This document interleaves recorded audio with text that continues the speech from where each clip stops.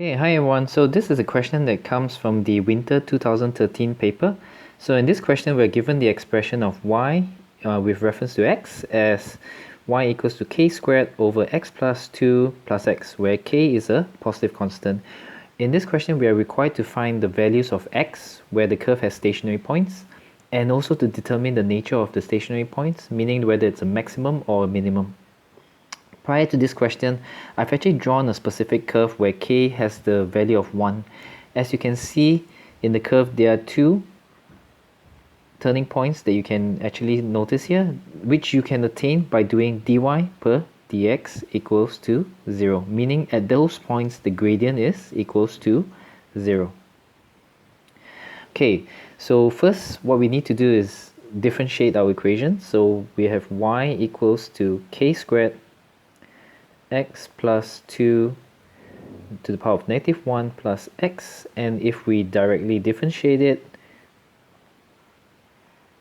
we actually get dy per dx equals to k squared k to negative 1 x plus 2 to the power of minus 1 minus 1. Okay, and since the coefficient of x here is just 1, so I don't need to worry.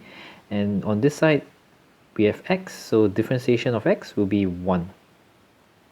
Okay, so then this equation becomes negative k squared over x plus 2 squared plus 1. So let us now find the turning points. So when dy per dx equals to 0, that means that k squared will be equals to x plus 2 squared. Okay, and therefore when we square root it, we must not forget plus minus, so equals to x plus 2.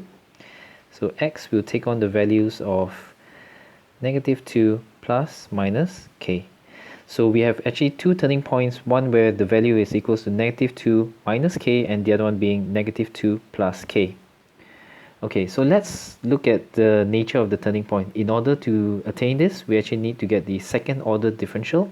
So d2y per dx squared, so will be equals to negative k squared. So the differentiation of x plus 2 to the power of negative 2, this will give me negative 2 here, x plus 2 to the power of negative 2 minus 1. Okay, while I have a constant, it adds a constant, so differentiation of a constant will give me 0. So then this becomes k squared, 2k squared over x plus 2 to the power of 3. So let's look at the two turning points now. So when x equals to negative 2 plus k, what we attain for the second order differential is equals to 2k squared over k cubed.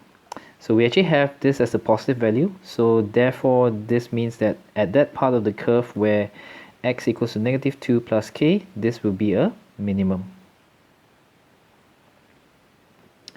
Okay, so when x equals to negative 2 minus k, so we have the second order differential value x as 2k squared over negative k